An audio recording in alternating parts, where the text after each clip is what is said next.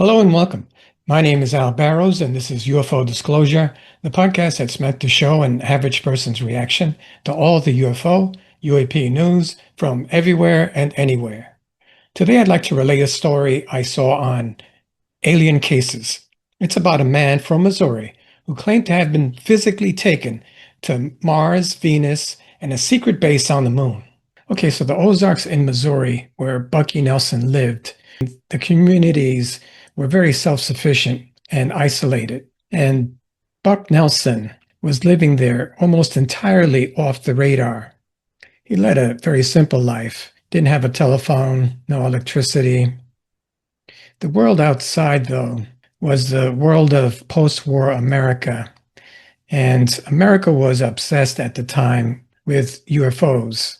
From Kenneth Arnold's 1947 sighting to the legendary Roswell incident, flying saucers filled the newspaper headlines and the popular imagination. So on the afternoon of July the 30th, 1954, the disturbance at Buck Nelson's house began as an invisible wave. The static from the radio, the frantic barking of his dog, the agitation of the other animals. When Buck stepped out of his kitchen door, he saw the cause. Hovering over his farm were three silent metallic disc-shaped objects. One of them was immense and was directly overhead, while the other two remained at a higher altitude. And without hesitation, he ran inside, grabbed his old camera and a powerful flashlight. Back outside, he managed to take 3 pictures, and on an impulse, waved the flashlight, a silent invitation. The response was not what he expected. The larger object didn't descend. Instead, it shot out a beam of light of blinding intensity, brighter and hotter than the sun. The energy struck him squarely, knocking him to the ground. For a moment, everything went dark. When his vision returned, the objects were gone. But something had changed forever. The chronic pain in his back, a companion for years, had vanished. His eyesight, once poor, was crystal clear. He no longer needed the glasses he had worn for years. The encounter hadn't just been an observation, it had been a transformation. 6 months passed. Life on the ranch returned to its quiet routine. But the memory of that day and the inexplicable healing lingered over Buck. Then in March of 1955, lights descended behind a grove of trees near a spring on his property. This time, contact would be direct. With his heart pounding, but driven by a curiosity that outweighed his fear, he approached and witnessed an otherworldly scene. A landed, disc-shaped craft, and emerging from it were 3 human-looking beings and an animal of unbelievable proportions. The beings were tall, dressed in one-piece suits, and one of them, a friendly-looking young man, approached with a smile. To Buck's astonishment, the young man introduced himself in broken English as Bucky and revealed 2 pieces of information that defied all logic. He was originally from Colorado, just like Buck, but now lived on Venus, and he was a distant cousin of the farmer himself. Beside him was Bob Solomon, a man who, despite his youthful appearance, claimed to be 200 years old, and a third crew member, a pilot in training. Accompanying them was a gigantic dog weighing nearly 400 pounds, yet docile and intelligent. The communication, according to Buck, occurred in a strange manner, part verbal, part mental. They explained they came in peace, had been observing Earth for a long time, and asked for permission to use his isolated property as a safe landing spot. During the conversation, they made Buck Nelson the most extraordinary proposal of his life. They invited him on a journey to their world to see with his own eyes how other civilizations lived. There was only one condition. Upon his return, he must dedicate his life to telling the world what he saw. For a man who had lived his entire life in obscurity, it was a call to become a messenger of the cosmos. So, trembling with emotion, he accepted. In the early morning of April the 24th, 1955, the journey began. Following their instructions, Buck put on a clean set of overalls, left behind any metal objects, and said goodbye to his animals, taking with him only his faithful dog, Ted. The interior of the ship was spacious and illuminated. Taking off without any sound or vibration, the first stop was the moon. But not the desolate moon we know. Buck described an operational base on the far side of the moon, with enormous hangars for ship maintenance and domes where families lived, a true interplanetary outpost. From there, they traveled to Mars. He saw a civilization living in harmony with the planet, with buildings constructed from a local rock and vehicles that floated silently over the reddish soil, all powered by clean energy.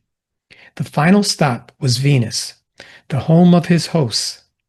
In contrast to what we think of Venus on Earth, the Venus that Buck described was a utopian paradise, a world of lush vegetation where people worked only 1 hour a day, and there were no police or prisons or wars.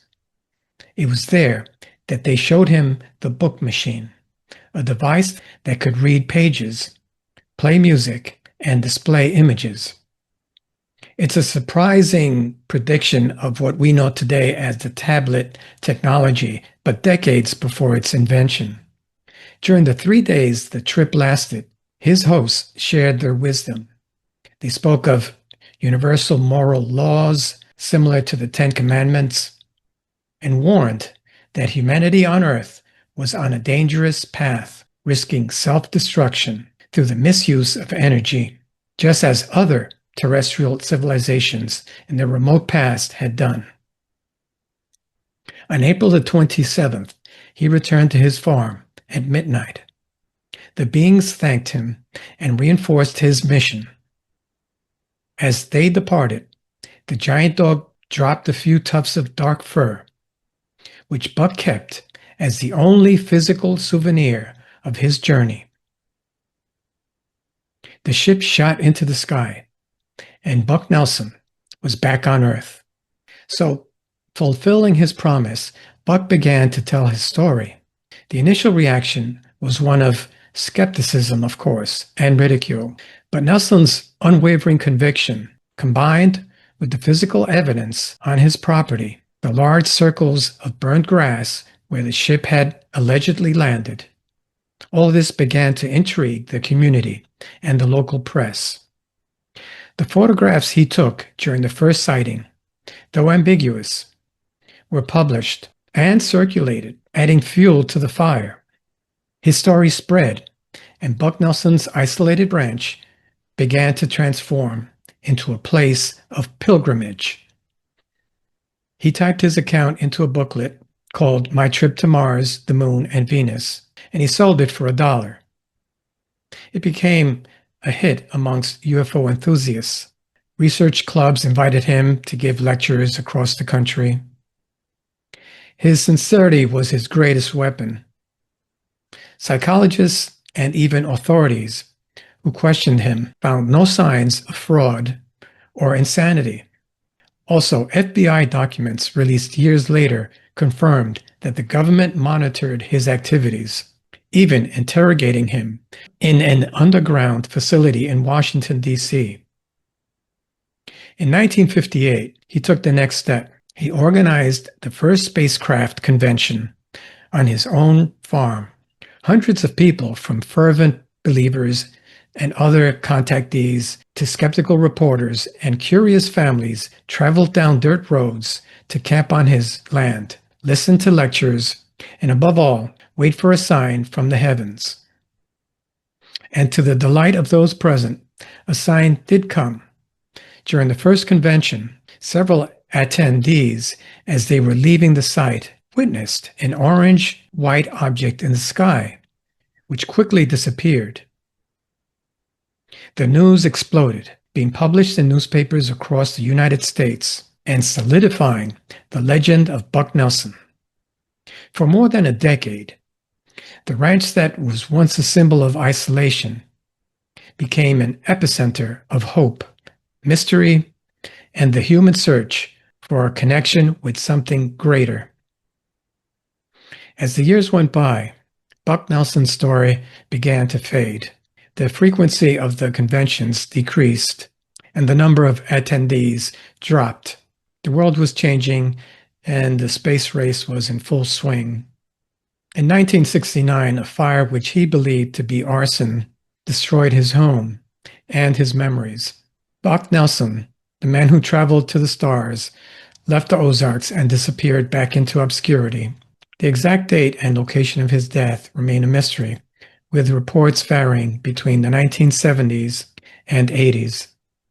So was Buck Nelson's encounter real, or was he just a lonely man looking to get attention and cash in on the UFO frenzy of his era? I thought the story was interesting because of the cousin from Venus and the giant dog. Those parts didn't conform to your usual UFO encounter reports. Anyway, my name is Al Barrows. This has been UFO Disclosure. Please remember to like, share, and subscribe. Thank you.